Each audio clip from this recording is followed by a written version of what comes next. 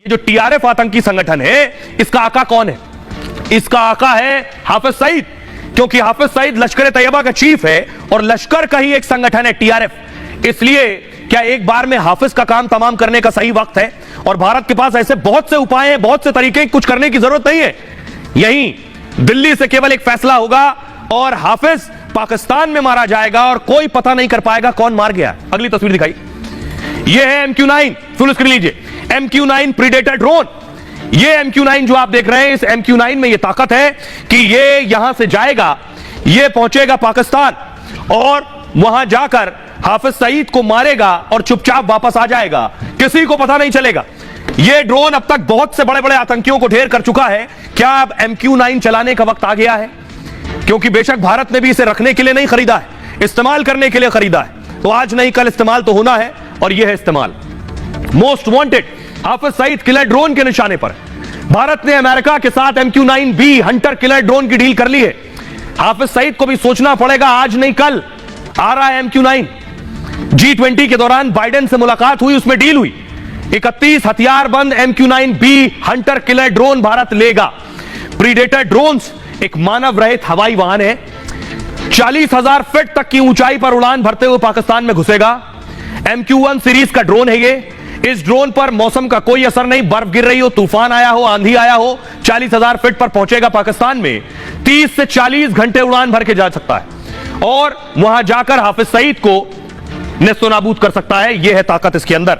सुनिए जरा लोग क्या कह रहे हैं। लोगों में गुस्सा है, हमारे 3 अफसर शहीद हुए हैं, उसमें कर्नल रैंक के, मेजर है, DSP है। लोगों को सुनिए जरा। पाकिस्तान ने सुरागात किया है, जो उनकी जो हमारे वीरों की जो बलिदान हुआ है, उसका पाकिस्तान से बदला लिया जाएगा। पाकिस्तान अब तेरा अंत समय आ गया है, तू याद रख, क्योंकि जो अति होती है ना, जब किसी चीज की अति होती है उसका विनाश आता है। पाकिस्तान आतंकी मुल्क है, पाकिस्तान आतंक का सरगना है, पाकिस्तान को बख्शना नहीं चाहिए। पाकिस्तान स्पॉन्सर्ड टेररिस्ट जो एक्टिविटी कर रहे हैं यहाँ पे, और ये जो G20 की हमारी समिट हुई यहाँ पे हमारे न्यू दिल्ली में, इससे बौखला गया पाकिस्तान। और ये जो सेपरेटिस्ट अप्रोच रखने वाले जितने भी तत्व हमारे जम्मू कश्मीर में अभी बचे कुचे रह गए हैं, इनको मुंह तोड़ जवाब दिया जाएगा। जम्मू कश्मीर में ये जो कायराना हरकत पाकिस्तान बार बार कर रहा है, हम मोदी जी से कहना चाहते हैं कि इसको जल्द से जल्द ये जो POJK में इनके आतंकी ठिकाने को जल्द से जल्द ध्वस्त किया जाए। पाकिस्तान की सियासत है जो लोगों में आ रही है, मतलब कि टेररिस्ट जो है भड़काऊ करते रहते हैं, टारगेट करके किलिंग करते हैं। जो हमारे 3 शहीद हुए हैं जवान, उसको उनके लिए हम यही प्रेरणा करते हैं कि वो अमर रहें। सिर्फ कर्नल मनप्रीत लीड नहीं कर रहे थे, मनप्रीत के साथ 2 और जाबाज अफसर थे। उन अफसरों में से एक थे DSP हुमायूं भट्ट। DSP हुमायूं भट्ट की यह तस्वीर आप देख रहे हैं। जम्मू कश्मीर पुलिस में थे हुमायूं भट्ट और उसी जाबाजी के साथ कर्नल मनप्रीत के साथ साथ चल रहे थे। तभी अचानक एक गोली जंगल में कहीं से आई और हुमायूं भट्ट शहीद हो गए। अगली तस्वीर दिखाइए, यह आप देख रहे हैं हुमायूं भट्ट को सुपुर्दे खाक किया गया कश्मीर में। फुल स्क्रीन लीजिए जरा। उनके जनाजे की नमाज पढ़ी जा रही है। अब दूसरी तस्वीर मैं आपको दिखाने जा रहा हूं, देखिए जरा। ये वो है जिस वक्त उन्हें श्रद्धांजलि दी गई। उसके बाद इनके पिता, ये पिता देख रहे हैं, इनके पिता एक्स DIG रहे, जम्मू कश्मीर पुलिस में DIG रह चुके हैं हुमायूं भट्ट के पिता। फुल स्क्रीन लीजिए जरा। हुमायूं भट्ट साहब की मां को देख रहे हैं आप।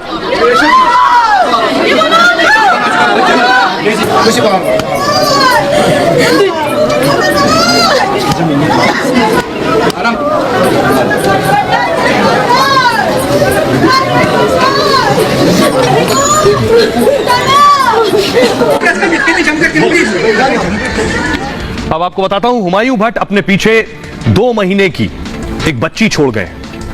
ये उनकी तस्वीर है। शहीद DSP को आखिरी विदाई दी गई। हुमायूं भट्ट को बडगाम में सुपुर्द खाक किया गया। परिवार में उनकी पत्नी और 2 महीने की बेटी है। पिछले ही साल हुमायूं भट्ट की शादी हुई थी। उनके पिता गुलाम हसन भट्ट पूर्व DIG रह चुके हैं। बेटे को श्रद्धांजलि देते वक्त वो काफी शांति से और दृढ़ नजर आ रहे थे, बहुत शांत थे। अंतिम संस्कार में हजारों की संख्या में लोग मौजूद थे। जवान बेटे को पिता की आखिरी विदाई देख लोग भावुक हो गए। डीएसपी हुमायूं के परिजनों का रो रो कर बुरा हाल है। डीएसपी हुमायूं भट्ट की पत्नी प्रोफेसर हैं। अंतिम संस्कार के मौके पर उपराज्यपाल मनोज सिन्हा भी मौके पर मौजूद थे। हुमायूं का परिवार पुलवामा जिले का रहने वाला है। फिलहाल हुमायूं का परिवार बडगाम में रहता है। 3 साल से जम्मू कश्मीर पुलिस में डीएसपी के पद पर तैनात थे। अब जरा उनके परिवार वालों को सुनिए, उन्हें भी यकीन नहीं है उनका बेटा उनके बीच नहीं है। इस फैमिली के साथ मेरे बड़े अच्छे ताल्लुकात थे। गुलाम हसन साहब एक बेलोस, ऑनेस्ट, डिलीजेंट पुलिस अफसर रहे हैं। इनका जो लड़का था उसकी अचानक मुल्क के लिए उसने अपनी जान दे दी और ये नुकसान गुलाम हसन साहब को हम पूरा नहीं कर सकते। मैंने अभी गुलाम हसन साहब को ये कहा कि अब ये मनचाहे खुदा है, इसको हौसला करके कर जाना हम लोगों ने था, क्योंकि हम दोनों उम्र रसीदा हैं, मगर अपने ही वक्त में अपने बच्चे अपने हाथ से उनकी मौत को ये भी हमने देखना था अपनी जिंदगी में। अब आइए आपको बताते हैं, जैसे ही 3 अफसर शहीद हुए, देश के पॉलिटिकल लीडर्स क्या कह रहे हैं, जरा देखिए। संजय सिंह ने ट्वीट किया, पीएम के पास सेना के लिए संवेदना का ट्वीट करने के लिए 2 मिनट का वक्त नहीं है। आपने देश में आतंकवाद खत्म करने का दावा किया था, इसके बावजूद कभी पुलवामा तो कभी अनंतनाग में जवान शहीद हो रहे हैं। लेकिन फारूक अब्दुल्ला साहब उल्टी बात कर रहे हैं। वो कह रहे हैं क्या आतंकवाद खत्म हो गया है?